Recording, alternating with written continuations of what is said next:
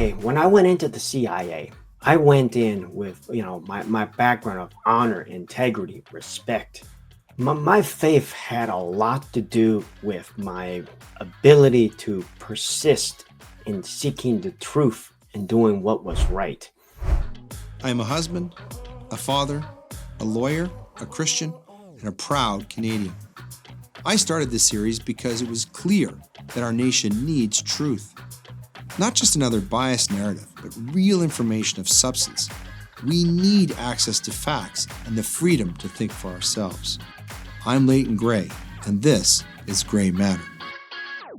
Hello, everyone. Welcome to another episode of Grey Matter. Well, I dare say there are a few topics that are more intriguing to our viewers and listeners than, things like whistleblowers, the CIA, Central Intelligence. These are things that are always intriguing. And of course, that there's so little information, reliable information about what's going on within these intelligence agencies. Well, today we have a real treat for you. We have a guest who spent 18 years in the CIA. In fact, he was an analyst, operations officer, counterintelligence officer, technical targeting officer, deputy chief, inspector, and so really an all-around expert in the CIA and in intelligence generally, government intelligence generally. And so we're very proud to have him on the show. He's written a new book that we're going to talk about. His name is Pedro Israel Orta. Welcome to the show, Pedro. It's really great to have you on. Leighton, a pleasure to be on your show. Thank you so much. All right. So as we always do, before we dive in and talked about his book and many other intriguing ideas, we've got some framing aphorisms, and these are somewhat in the vein of not only intelligence, but also Cuba, which is where our guest originally hails from. So a quotation from Fidel Castro is in order. He said many things. He said, "Someday the capitalist system will disappear in the United States because no social class system has been eternal. One day class societies will disappear." I hope he's wrong about that. Next, from former President Lyndon B. Johnson, who said the CIA is made up of boys whose families sent them to Princeton, but wouldn't let them into the family brokerage business. Next, from, of course, very, very famous informant, Edward Snowden, who said, when exposing a crime is treated as committing a crime, you're being ruled by criminals. And finally, from the King James Bible, from John chapter 8, verse 32, and you shall know the truth, and the truth shall make you free. So who do we have on the show today? Well, as I said, Pedro Israel Orta, really incredible bio. Just briefly, if you want to find out more about him, I would check out his website. But basically, he's the Miami-born son of Cuban immigrants who fled the tyranny of Fidel Castro's communism. And he brings his 18-year experience as a Central Intelligence Agency veteran to his memoir, which he's written, having served in war-torn regions like Iraq, Afghanistan, and another undisclosed location in the Middle East. We could probably guess what that one is. And at the Inspector General for the intelligence community, working on whistleblower issues. His bravery in exposing abuses of power led to his own retribution and termination, despite earning 8 exceptional performance awards for his contribution to U.S. national security, mostly in counterterrorism operations. Wow. So let's start with this before we talk about his book, which is called The Broken Whistle. What a great title. Pedro, I'd love to get your initial take. Obviously, we just had this little thing in your country called the presidential election. The Republicans took not only both houses in Congress, but also the White House. What are your impressions? Is this what do you think the future is going to look like in the next Trump administration? Well, quite a week we've had post-election with the nominations that President-elect Trump is proposing for his cabinet. We're talking about a potential major shakeup of the bureaucracy. Basically, like taking a flamethrower, coming in, and just putting on fire all the dead wood and burning it up to a crisp to chase it out. I mean, recently we had Tulsi Gabbard being put on the terrorist watch list, and now she's been nominated to be the director of national. What do you think about her? Do you think that was a good pick? Well, I mean, frankly, she's got the qualifications. I mean, consider the fact that right now I believe it's Avril Haines. I mean, what Mhm. are Avril Haines' qualifications to be Director of National Intelligence in comparison to Tulsi Gabbard? Night and day difference. So any of these naysayers like General Hayden and so forth need to shut up and quit it, because Tulsi Gabbard has got significant experiences in life, in the military, as a congressional woman. She's very well qualified. I mean, this is a chief executive type position. I mean, keep in mind, all these cabinet positions, they're basically chief executives who are going to be in charge of the organization. But they're going to need deputies. They're going to need, operations officers, chief operations officer for the CIA, for example, the number 3 position. They're going to need senior officers to work offices like general counsel, congressional affairs, public affairs, and for that matter, all the different operational elements. So she's got qualifications to be a chief executive. And, like any other chief executive, you know who the good ones are by their ability to find good talent to work for them, to support them. So, yes, the chief executive matters, but what matters actually most is their ability to tap into talent that can help them do the job. And all Mhm. these officers uh, that President-elect Trump has selected certainly have the ability to attract top talent to help them do the job. John Mhm. Ratcliffe for the CIA, Pete Hegseth for Department of Defense, and so Another forth. kind of controversial pick, Pete Hegseth. But actually, when you look at his qualifications, once you get past kind of the image, he's actually a pretty qualified guy, isn't he? Extremely qualified. I mean, more importantly, he was basically a line officer, went up to the rank of colonel and retired as colonel, but special forces, did combat tours. So he knows what it's like to be actually a soldier at Right. war and within the bureaucracy, which qualifies him even more so than some, political appointee that has really no experience whatsoever, as has been the case for most high-level Department of Defense officials, Mhm. or basically a woke general that is more about pleasing the politicians than telling the politicians the truth, as we Mhm. have witnessed with many high-ranking officers who have had positions of power within either the civilian ranks or, for that matter, the military ranks of the Department of Defense. Mhm. Yeah, it was just sort of weird to have an admiral who's a man wearing a dress. It's somewhat refreshing to find out that Tulsi Gabbard is an actual woman who's going to be in high appointment. But of course, things are no better in Canada, I can tell you. But listen, I want to go back a little bit to your origin story, because this is really, really incredibly fascinating where you come from. Emigrated from Cuba, and then you were drawn to working in intelligence.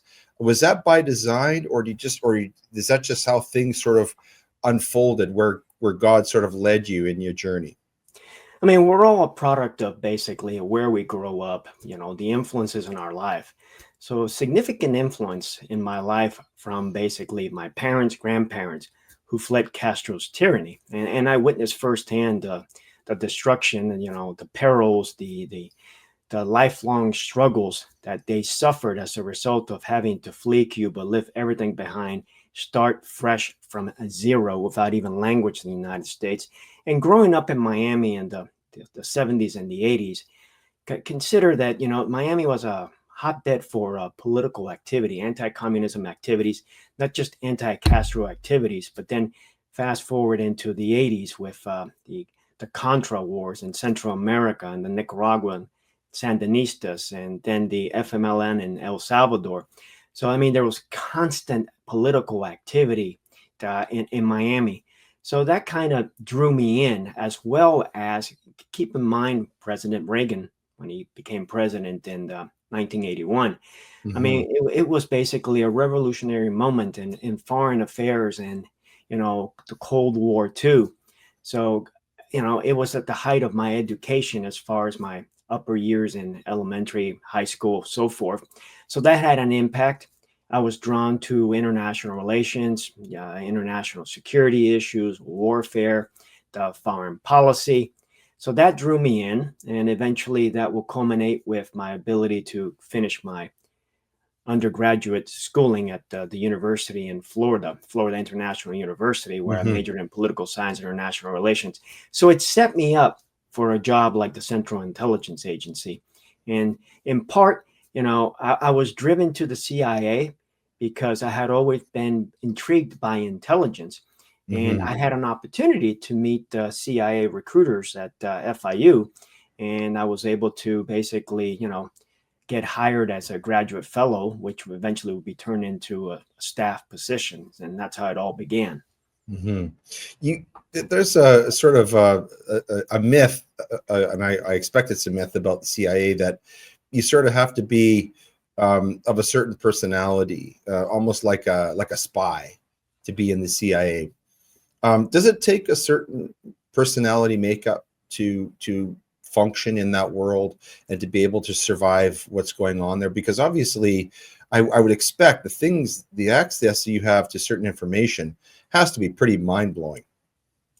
I mean, the path into the CIA and as far as personalities differs depending on the job and the departments. I mean, they've got four: uh, analysis, operations, technical, and administration. And it certainly takes a wide variety of personalities and skills to do any of those. But the stereotypes, analysts, yes, for the most part, you're talking about kind of bookish, educated kind of people, masters, PhDs, Mhm. kind of like the geeks.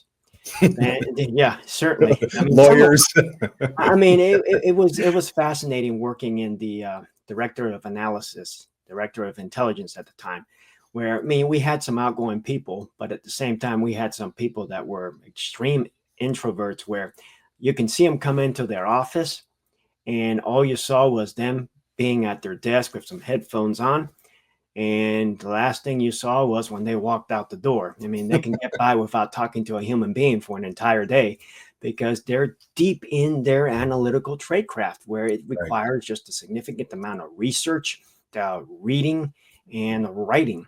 And the writing is very unique within the CIA because you're not writing these long dissertations or academic papers.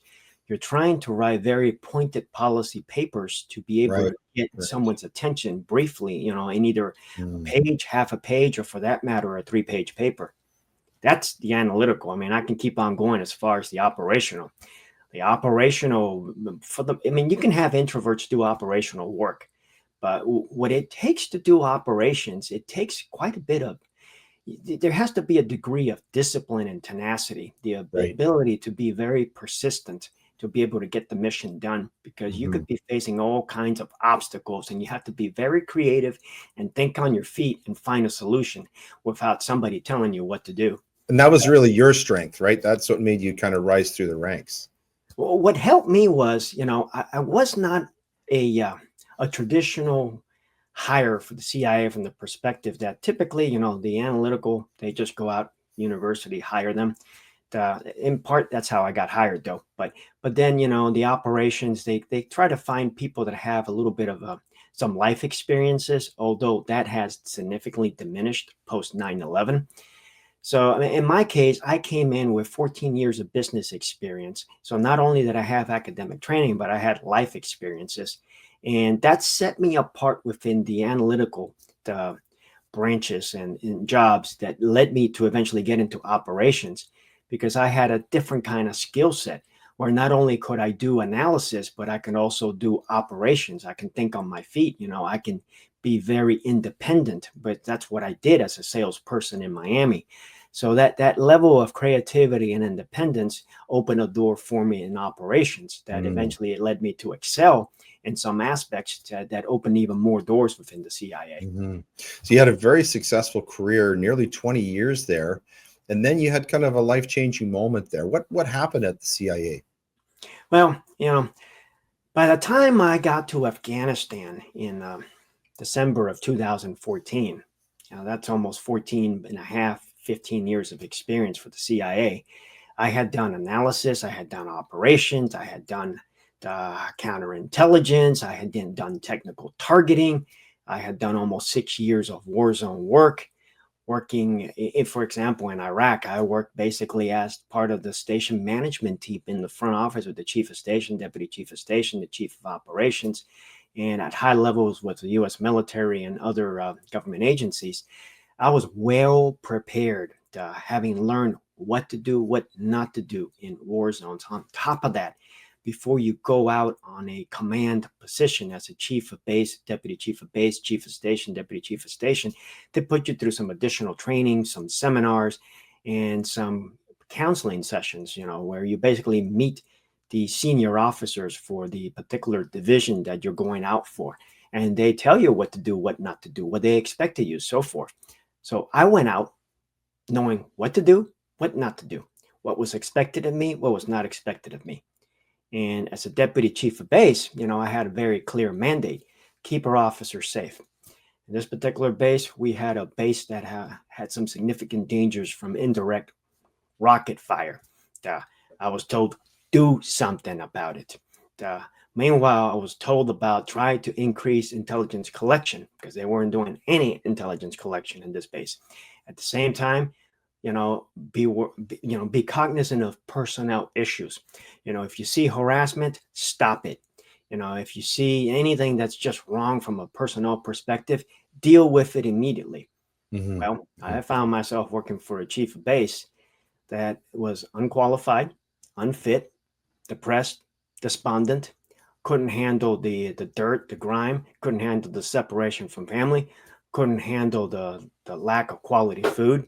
This person had served in Europe before being out in Afghanistan. Night and day difference between a cafe in Paris and a military dining facility in the war zone. I mean, it's quite a contrast. Let's just leave it there. Nonetheless, the food was actually phenomenal for other places I had been. So this chief of base began to create an environment of prioritizing socializing over our duties, marginalizing one officer, leading to harassment of that officer, and also endangering our lives with making reckless moves out of our base for food and yoga classes. It was a social club on steroids. And eventually, part of my job was to, find a way to deal with this situation. And I knew she couldn't handle it.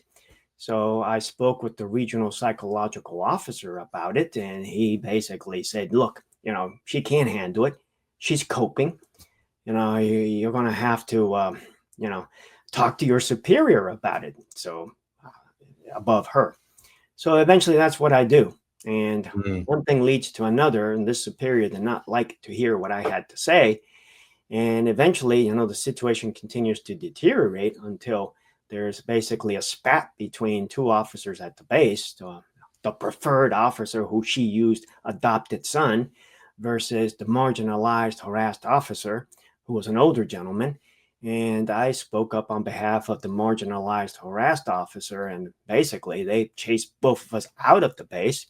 I go on my leave expecting to go back. But while I'm on leave, I'm called to CIA headquarters, and I'm basically told I would not be going back to Afghanistan. And they wouldn't tell me why. And that basically starts a several month-long process of, trying to counter and combat just hyenas' lies against me, basically just all kinds of reprisals, lies, job taken away from me. They don't offer any jobs. EEO wants to basically crush the EEO aspects of these cases because there were two cases of EEO. One of them is the harassment of the older officer, and the other one is me as a manager for bringing it up. Meanwhile, there are aspects of blowing the whistle here on waste, fraud, abuse, significant and specific endangerment of public safety. The inspector general is trying to shut this down, doesn't want anything to do with this. The grievance officer who could easily have resolved this, I made it easy to resolve. Just find me a follow-on job, and fix this hyenas, lies about me. Very easy, but they have a modus operandus, which is basically destroy the whistleblower, use the entire bureaucracy to silence them until they either quit or just basically become subservient to it. But I wouldn't submit to this ridiculous abuse. Mhm. So I kept fighting back with the required remedies or avenues for remedy that completely failed. Mhm. EEO, IG, and one thing led to another, and I ended up basically chased out of CIA. So I found myself in the Office of Inspector General for the intelligence community on a rotational assignment where I'm basically loaned out to this office while, hopefully the reprisal complaint gets resolved. Miraculously, the moment I decide to take a job with the ICIG, all of a sudden the CIIG is interested in investigating the claims of reprisals. Duh. But, when I start working at the ICIG, it turns out that the CIIG really had no interest in investigating this reprisals at all. Meanwhile, I find myself in a team at the IG here where we were doing an evaluation on the implementation of the whistleblower reprisal protections. And we find that, they're not implementing the law or the standards, policies, and procedures or the timelines. So you basically have pretty letters on paper saying that you have protection. But the reality was that it was unenforceable and not being enforced. Mhm. So, by this time, there's a whole lot of different dynamics going on inside this Office of Inspector General for the intelligence community, where the IG, Charles McCullough, he became a whistleblower himself, blowing the whistle on Hillary Clinton and her abuse of Right. email. I recall that. Mhm. And he came out publicly on Fox on 2 interviews after he left, retired, where he basically, spilled everything out and said, look, Clapper didn't want to hear about it. Congress didn't want to hear about it. So my last months at the ICIG, he had pretty much checked out. He had some personal reasons, so he took a lot of leave. So they basically put another officer in charge. Wayne Stone was the principal deputy IG, who was basically like the acting IG. When Chuck basically retired, he became the acting IG, Wayne Stone. And by this time, the actual deputy IG, Rob Johnson, basically got chased out. So he left. So Jeanette McMillan, the general counsel, became the deputy acting IG for the ICIG. And this lady cooked up a scheme for us to do this evaluation on reprisal protections that would be a feather in the cap for DNI Clapper. Mhm. Like, yeah, he did a great thing. He put reprisal protections and they work. Well, when she found out that, what we, the inspectors, found didn't agree with her, you know, assumptions, they try to shut down this evaluation. And when we, the inspectors, wouldn't budge on it, they found the perfect excuse. They claimed that me, Pedro Israel Orta, had an independence issue. So they immediately sent me back to the CIA. And unknown to me, that same day, they shut down that evaluation and basically just sidetracked it. Like Mhm. they didn't want anybody to find out what we found. Mhm. So, I ended up going back to CIA to start going again through the same shenanigans I had put up with 2 years earlier. Uh, when I got chased out of Afghanistan was March 2015. Through July 2015, it was just an unending war of just attrition. I call it being sent to the pit of hell, and all the devils are here.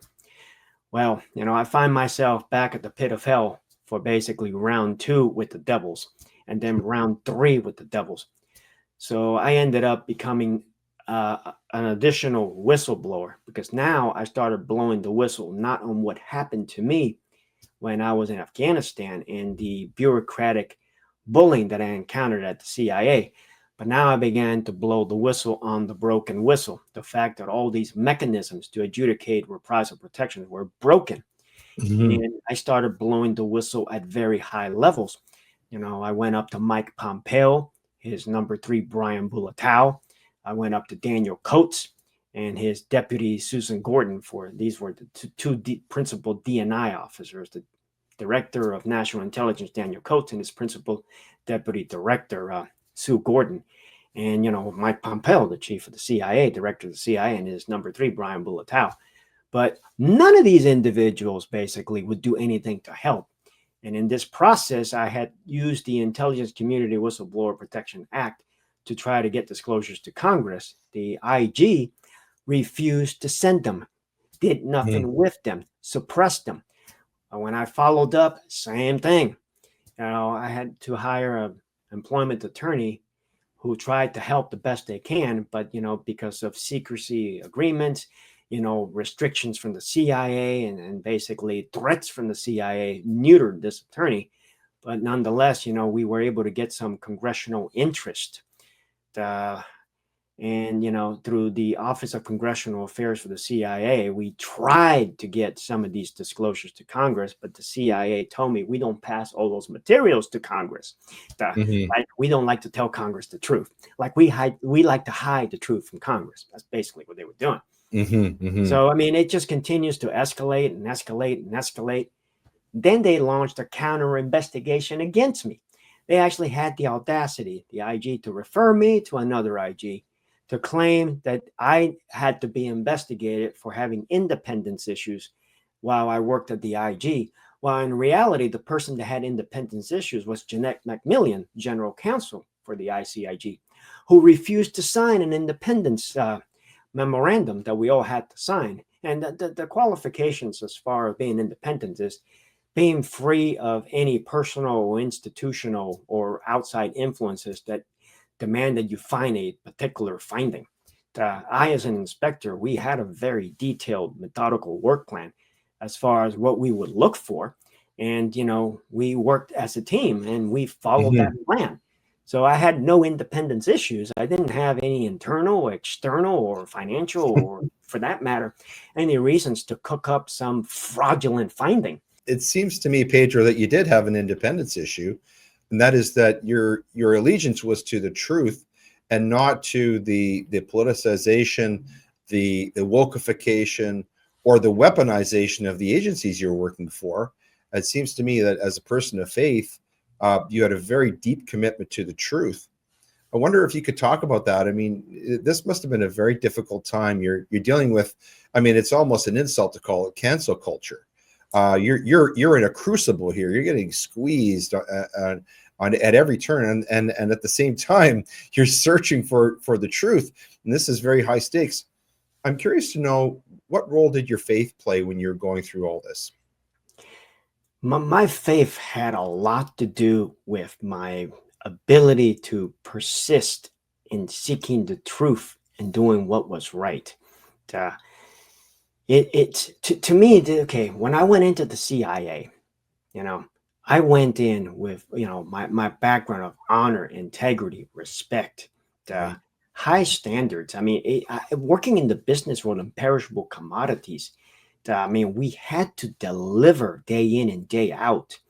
That at the same time, working in these high pressure sales environments, your word was extremely important. I worked in a community where, you could ruin your ability to be a salesperson if you were mischievous, if you were a liar, if you were a cheat, so forth. So, I mean, integrity was paramount to what was formed in me. And how could that not matter even more so in national security, where Right. you're dealing with, the lives of, not just for that matter, the employees, but national citizens of the United States. So, yes, I mean, integrity matters, particularly for national security, where lives are at stake, not just for the institution, but, keep in mind, 9/11, you Yeah. know, Yeah. almost 3,000 lives lost over Hmm. what clearly was an intelligence failure for a lack of integrity. You Right. had basically bureaucratic infighting within these different organizations of not sharing intelligence, uh, or subpar work of basically people just basically checking a box, almost like they didn't care. So, I mean, all my years at the CIA, trying to get the intelligence analysis correct to give the president the best information possible as an analyst. Then working in Iraq, we were dealing with life and death issues every day. The Hmm. lives of our officers, the lives of our assets, the lives of our, persons we were working with, U.S. military, U.S. civilians.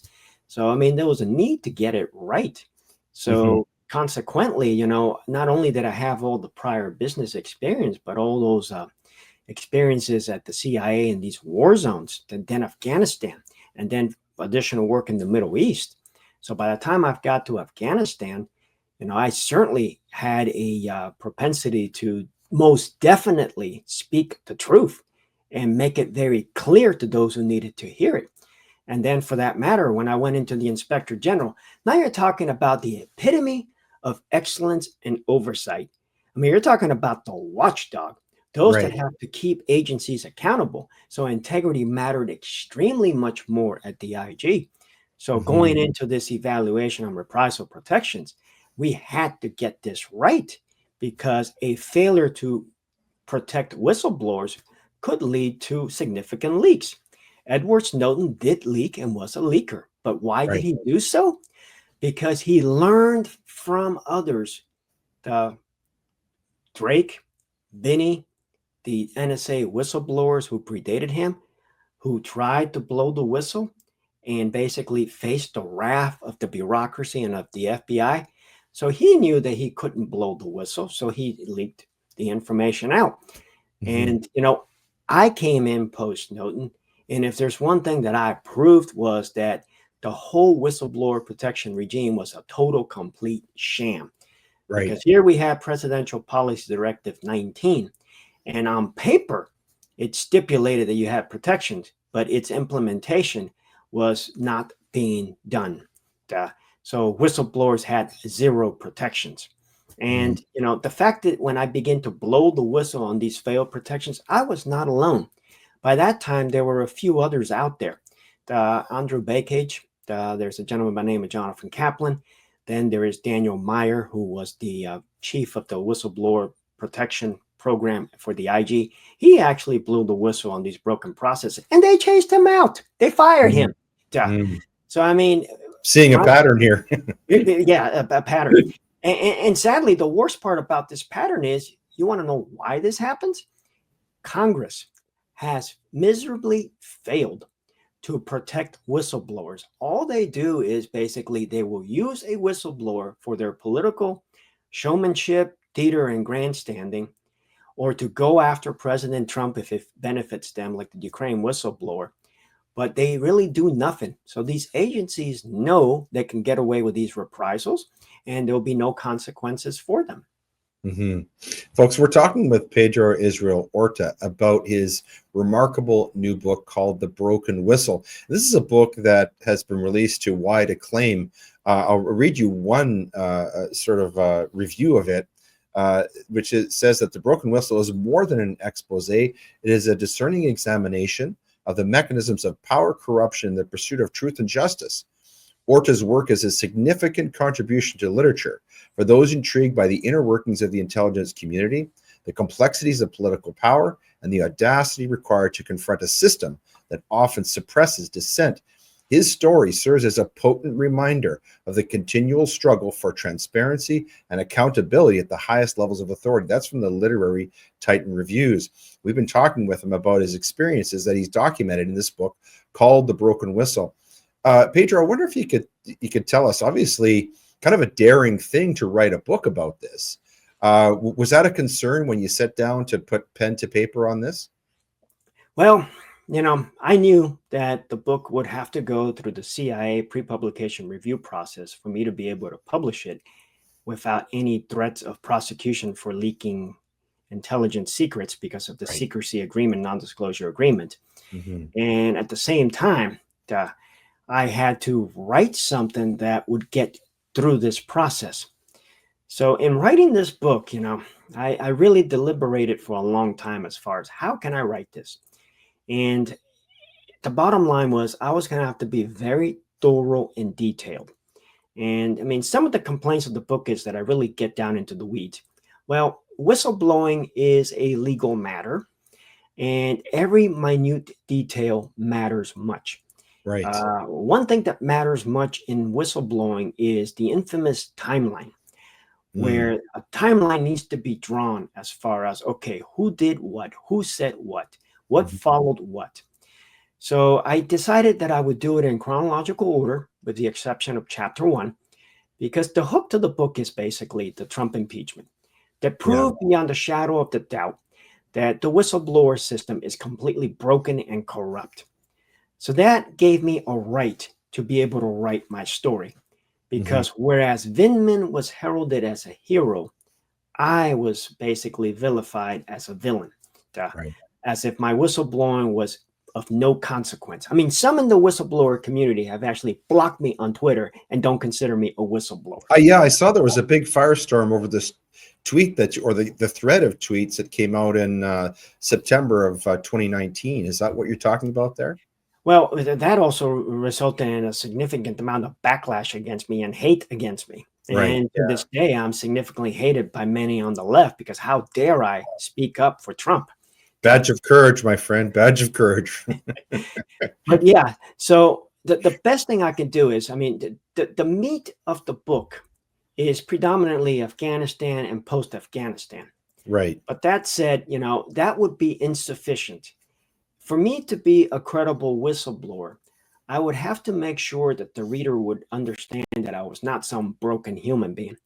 So I decided Hmm. that I would give a little bit of background as far as my growing up in Miami, the Hmm. influences on my life, my work history in Miami. So those are chapters 2 and 3. And then we get into the CIA, Yeah. chapter 4. Yeah. So from chapter 4 through 16, it basically talks about everything I did that set me up for that position in Afghanistan, so that Hmm. the reader would know that I was well qualified to be in Afghanistan, to do the job that I was called to do. And Right. that when I started calling out the wrongdoing in Afghanistan, there were specific reasons why it was wrongdoing and needed to be called out. Uh, Mm. in that process, I figured that the best thing I can do is, not just share my own personal journey, because I mean, people have to realize that to work for the CIA or for the government overseas, you make a lot of sacrifices. There's family Of sacrifices, course. Yeah. health Mhm. sacrifices.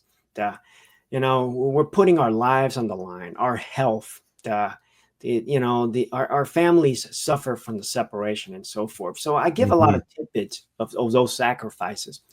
But Yeah. also, I like to give a lot of information as far as what it was like to work at CIA headquarters, uh, and what it was like to work in Afghanistan, Mhm. and for that matter, what it was like to work at a station that I named Potemkin Station.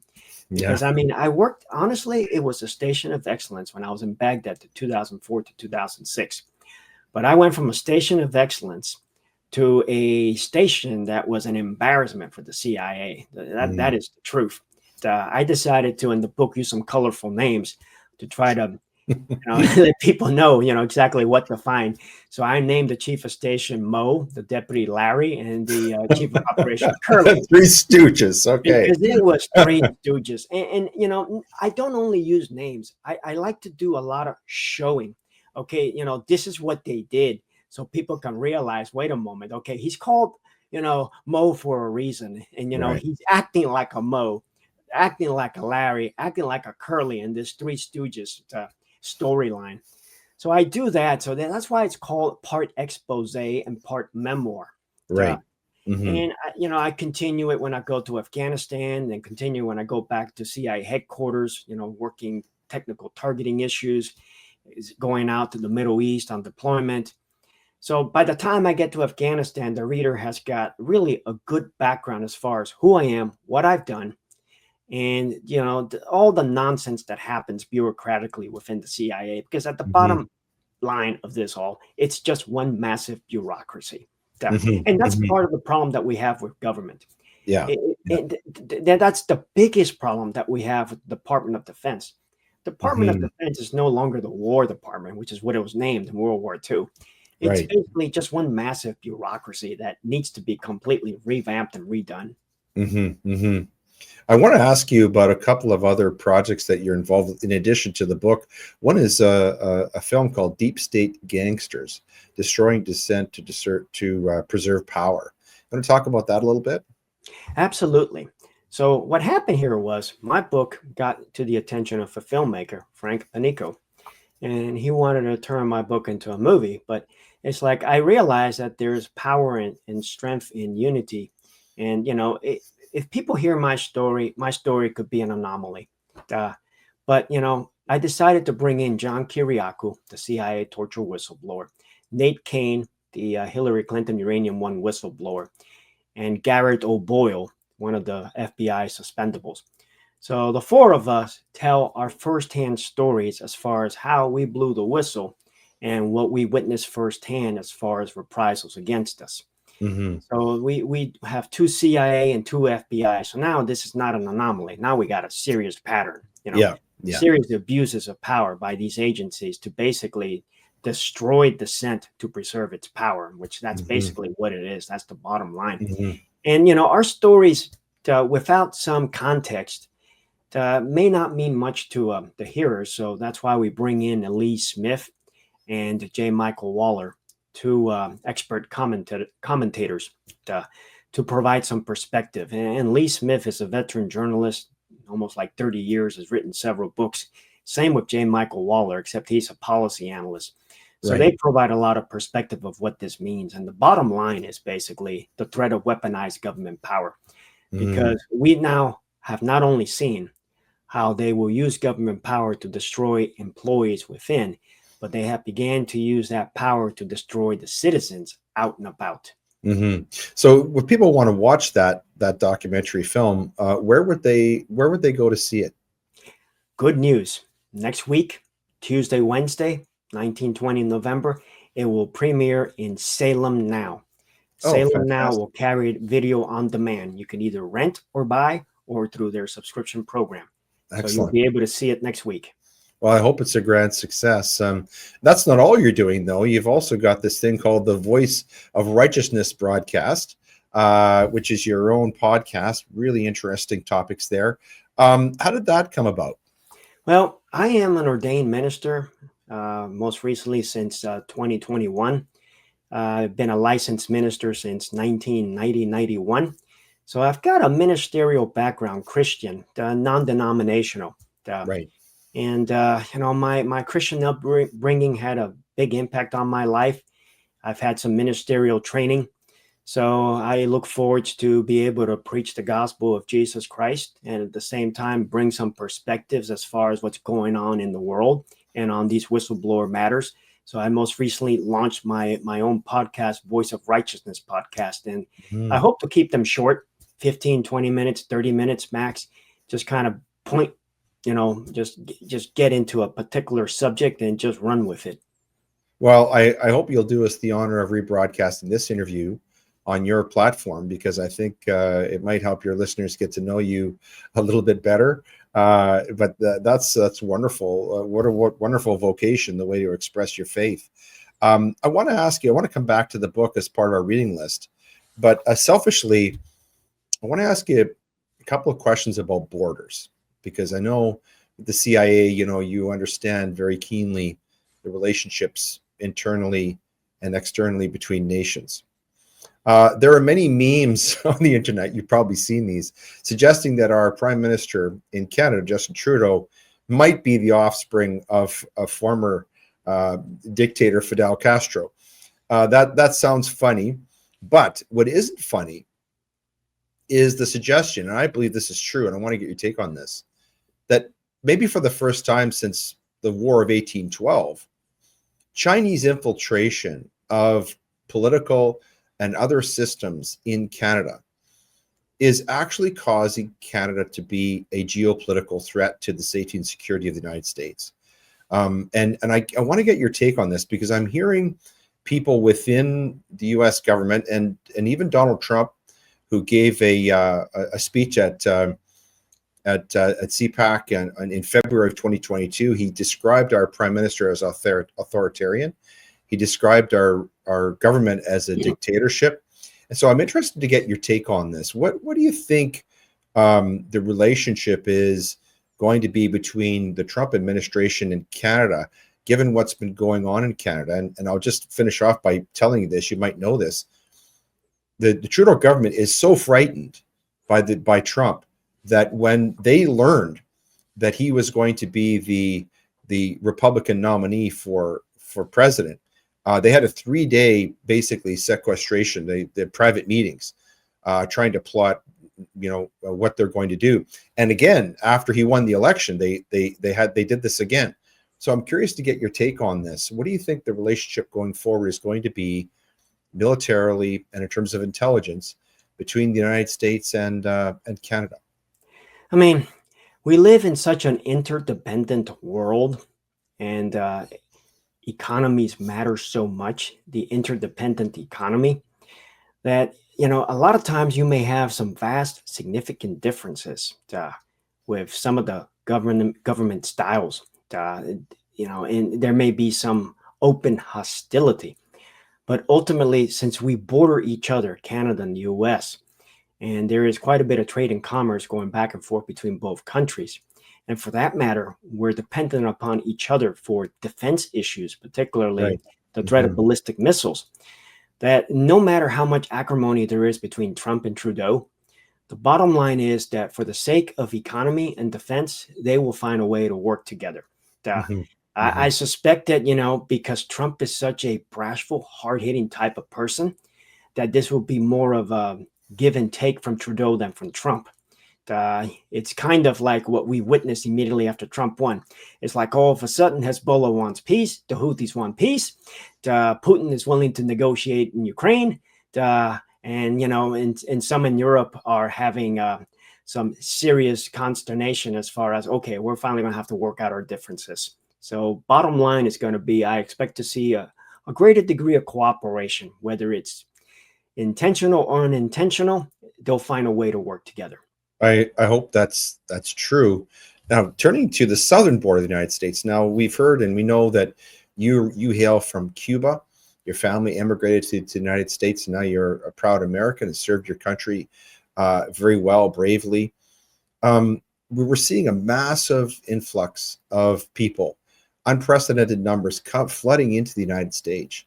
And of course, there have been many, many impacts of that. And the American people basically issued a referendum on this issue recently in the presidential elections.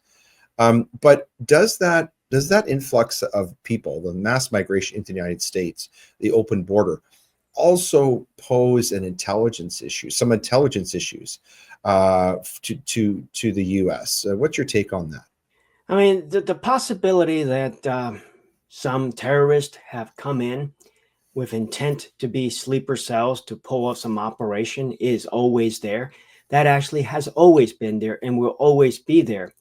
Now, it potentially could have increased through this mass migration issue.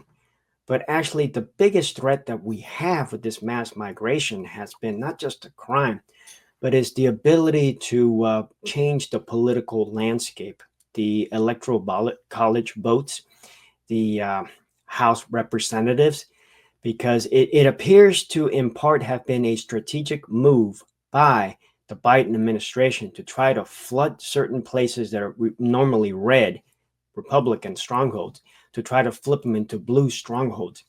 So, I mean, the priority is going to be, yes, deal with the terrorist threat, but at the same time, we cannot allow foreigners to come in and begin to change the political landscape that could alter the governing powers in Washington, D.C. Hmm. So I suspect that we will begin to find a way to find these illegal immigrants, or find the ones that were brought in, and either disperse them or send them back. But my Hmm. goodness, I mean, this is a monumental challenge. How do you Hmm. send back millions of people? I Yeah. honestly don't know. And I think in part, this is probably why Trump has chosen Senator Rubio to be his Secretary of Hmm. State, Hmm. because he is a Hispanic and he's got a very good understanding of Latin America and good, strong relations with Latin American countries. So that probably could play a part in coming up with a strategy to return some of these illegal migrants. Fascinating. Now, you're obviously a person of many talents. You've got a lifetime in intelligence. You're a podcaster. Obviously, you're an author. But the thing we haven't talked about, maybe the last thing before we turn to our reading list, is you're also a photographer. I had a look at your portfolio, and you really produced some really beautiful pictures. How did you get involved in photography? I mean, I was blessed to be able to be out and about in many places as I traveled for the CIA. And I began to amass a collection of photographs and develop, some interest in photography. So I was able to get some good equipment and just go out and take a lot of photographs. And I really have enjoyed it so much that, I don't have as much time as I would like to, but if I can, like for example, a couple of years ago, I took a trip out to Moab, Utah, Hmm. and just took some beautiful pictures of the Moab area.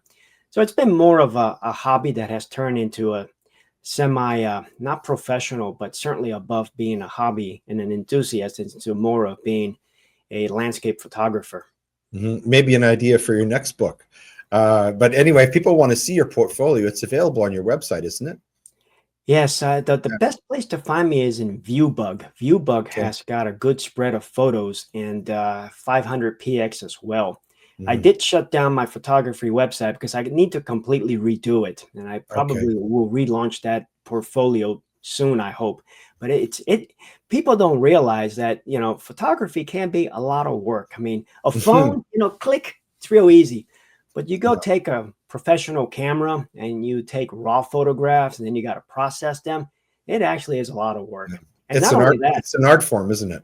but it is an art. And not only that, but I remember when I went to Moab, I mean, I had a couple times I had to wake up at 4:30 in the morning, drive for an hour, hike for half an hour, and position myself, before sunrise to be able to position myself to take those morning golden hour sunrise photos. Mm-hmm. That's work. Yeah, but a labor of love. I that comes through. Any art, if it's good, is a labor of love, isn't it? Yeah. So listen, I'm so grateful for this hour with you. Just a fascinating conversation. You really such a multifaceted person. But I want to turn now to something we call the reading list. Your book, it won't shock you to learn, is featured. It's called The Broken Whistle: A Deep State Run Amok. And so the description here is that our guest, Pedro Orta, brings his 18-year experience as a CIA veteran to this memoir. Time served in Iraq, Afghanistan, the Middle East, and other war zone locations, and the Office of the Inspector General of the Intelligence Community. You know, and really, what we've been hearing about is his many experiences in there, and really a dogged, unrelenting search for the truth, really against all odds, and at great personal risk. That must have been a harrowing experience to be under that type of scrutiny by really the top intelligence agency in the world. And so now you can read about this in the book. It's called The Broken Whistle. It's available on Amazon. You can also visit his website. You can purchase the book from there. And I'm in the process of reading it now. I'm just in the first couple of chapters, and I can tell you already, it's got me hooked. So I strongly recommend this book. The other book that we're recommending today, kind of a companion piece, a person who's mentioned in Pedro's book, and who we talked about today. And this is Edward Snowden, who wrote a very famous book called Permanent Record. This was published about 5 years ago. So Edward Snowden is the man who risked everything to expose the U.S. government system of mass surveillance, reveals for the first time the story of his life, including how he helped to build that system and what motivated him to try to bring it down. And so that book I thought was a nice companion piece to Pedro's, because he does talk about Snowden. He comes along after Snowden, but there's a lot of discussion of whistleblowers and the impact of them on the Central Intelligence Agency. So those are our two books that we're recommending today. So Pedro, I'm going to turn it over to you and give you the last word. Besides your book and the Snowden book, are there any other books that you would recommend to viewers and listeners, or other sources of information, whether it's a website or something else, that would illuminate their understanding of your book and the things that you write about in it? For historical context, there's one book that I have on the must read list, and it's David Talbot's The Devil's Chessboard, Mm, which goes into the history of how the CIA became a rogue agency that mm, basically subverts presidents and Congress with, all the shenanigans that they've done through the years. He does a marvelous job of talking about, writing about, expounding upon the the Dulles brothers' reign back in the 1950s. Alan Welsh Dulles, a longtime CIA director, and John Foster Dulles, the longtime Secretary of State. And that really underpins the history as far as what went wrong with the CIA. So Mhm. that one is a must read for historical context. One book that I also read that adds upon that one is another book named Brothers that talks about John F. Kennedy and Robert F. Kennedy Jr., because it Mm. goes into the nitty gritty as far as potentially how and why the CIA may have been, and more than likely was involved in the assassination of not just JFK, but Robert F. Kennedy Jr. So Wow, those two are for fascinating. historical context. Mm. I mean, one book, part of the process of writing is reading. Mhm. And you're right, I did read Edward Snowden's Permanent Record. There's another book that I read, which is by a CIA officer named Rick Prado, Black Mm. Ops. So Okay. that one can give you a good perspective of what it was like for him working for the CIA. And he, like me, or I, like him, we're the product of Cuban immigration due to Castro's revolution. So he kind of has the same background as I have. So he does a marvelous job of giving people insight of what worked, what didn't work at the CIA, kind of the day to day, the nitty gritty. So these four, actually three books, are really three excellent books to read as far as historical and current on the CIA. Brilliant. Well, folks, today our guest has been Pedro Israel Orta, author of a book called The Broken Whistle. You really must check this out. He also has his own podcast called The Voice of Righteousness Broadcast. And also he's involved in a fascinating project, a film called The Deep State Gangsters. And he's been sharing with us his experiences, his inside knowledge of the CIA. And Pedro, we want to thank you so much for spending this hour with us, talking about your experiences, talking about your book. We want to wish you every success with all of the projects, many projects that you're doing, but especially with the book. I pray that it'll be a bestseller. And we want to thank you so much for taking the time to be on our show and to share it with our viewers and listeners. Thank you so much, Leighton. It's been a pleasure. God bless you. You too.